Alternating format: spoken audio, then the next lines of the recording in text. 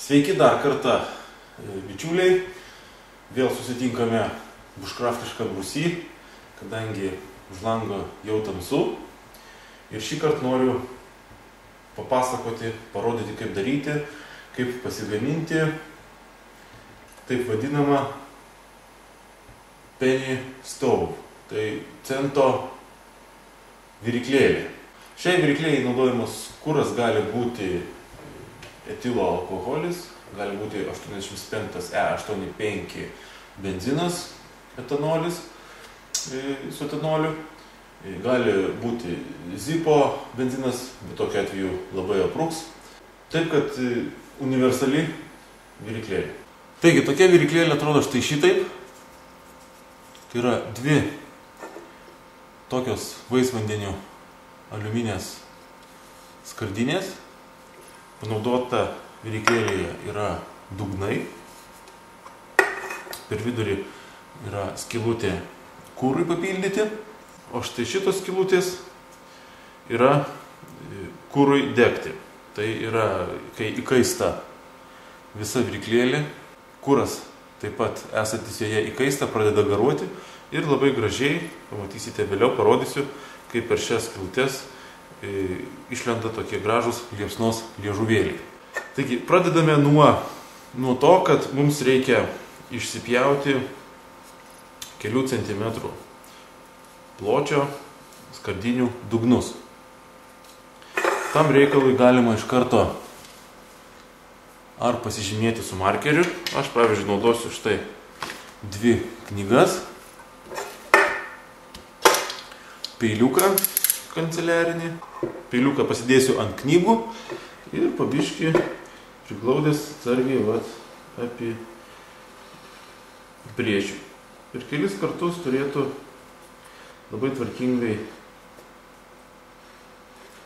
viskas gautis. Kadangi skardinės sienelė yra tikrai planutė, stenkitės nesugarankščiuoti, kaip sakoma, kad neatsirastų aštrių kampų. Štai, kaip matote, iškart kelis kartus apibrėžęs, iškart matosi. Brutalesnis būdas, kadangi aš šiek tiek aukščiau savo pasidariau negu reikia sienelę, aš ją įpjaunu, pasidarau skylę, pasiemu žirkles, kišu ir tiesiog išsikirpu. Štai išsikirpau aš skardinę. Štai matote, kaip gražiai su žirklėm galima lygiai, tvarkingai išsilyginti tą sienelę.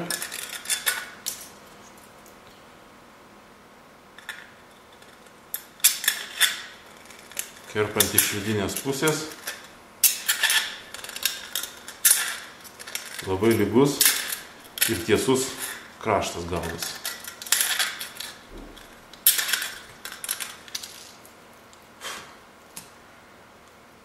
Puikiai, lygiai apsikirpau.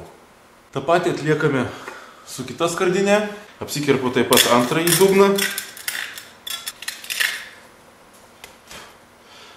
Iškart pasakysiu, iškart stenkitės neišmėgsti šitų, nes mums dar reikės šiek tiek šito aliuminio.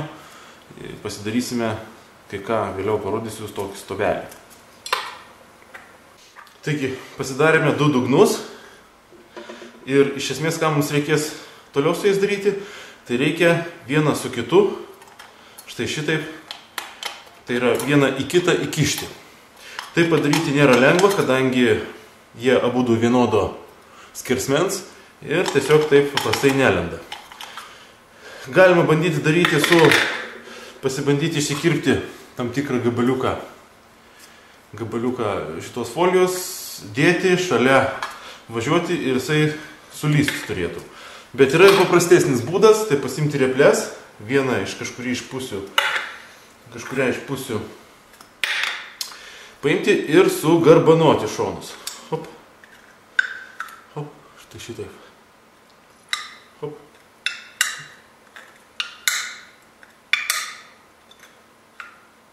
Stipriai ne, šiek tiek šiek tiek pagarbanot ir automatiškai jisai pasidarys siauresnis. Ir va, štai matote, tada jisai jau paprastai, labai paprastai sulenda.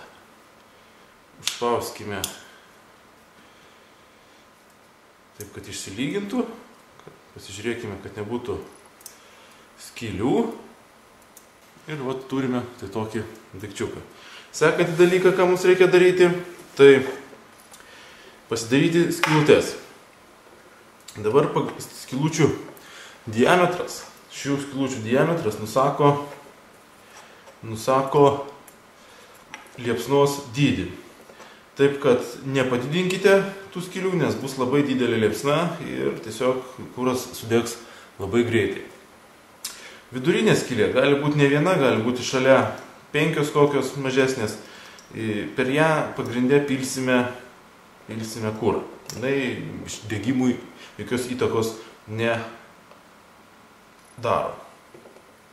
Taigi, pasiėmęs skylėms mušti, pasiėmiau štai tokį būna marškiniuose, rūbose ar kažkam tais tokie atsiuvimo, tokios adatėlės.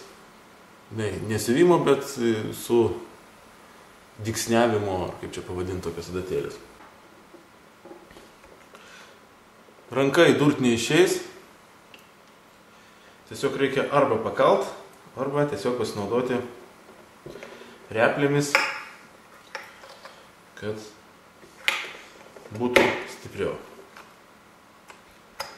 Vieną turim. Bandome daryti, kad jos būtų maždaug simetriškos. Kitoj pusėje štai vieną. Štai dar viena skylutė yra. Taip pat padarau kryžmai dar 2 štai čia skylutės. Tada dar į tarpus padarysiu po skylutę ir pažiūrėsiu, ar dar reikės, ar ne. Štai iš viso padariau 16 skylučių. Dar liko per vidurį keletą skylučių. Šita per vidurį skylutė gali būti ir didesnė, taip kad galim panaudoti kažką kito, vynį kokį, aišku, ne per storą, ar kokią tais ylą. Štai 5 mažas skylutės padariau per vidurį. Per čia mes užpilsim kurą. Minėjau, kad dar neišmestumėt štai šitų viršūnėlių, kadangi iš jų labai gausis geras stovelis puodukui.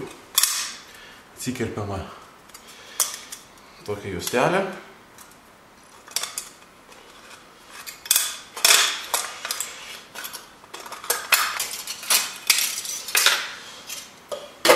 Štai iš esmės mintis yra tokia, kad padėti visą šitą dalykėlį štai į šitą vietą. Ir čia uždėjus ant viršaus, puikiai mums turėtų viskas užsidegti. Dar kas reikalinga, šitam dalykui reikalingas centas arba kažkokia tais moneta. Moneta reikalinga tam, kad uždengti šitas skylutes. Uždengti skylutes, kad per ten nepatektų oras ir per tą vietą nedegtų.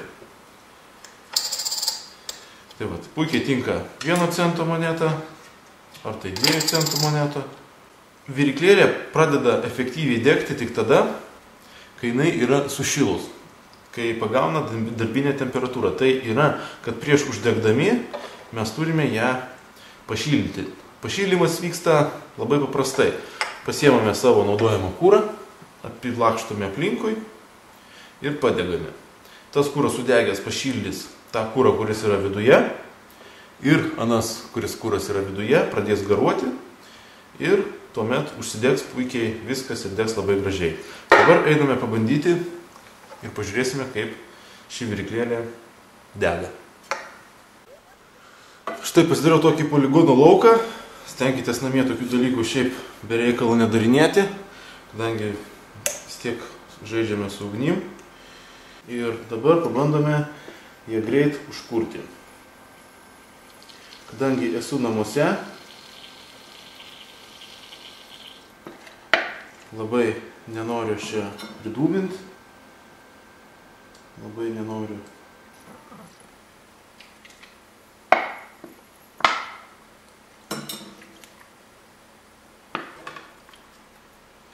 Stipriai čionais kurt. Pabandome, galbūt pavyks. Štai, ugnis yra. Tikėkime, spėsinai įkaist.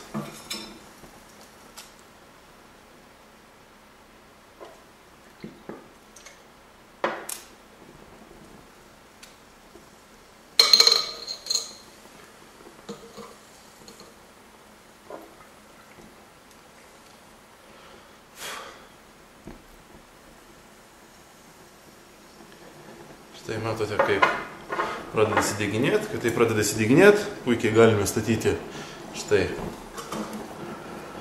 šitą puodelį ir virtis maistą. Tai tiek šiam kartui.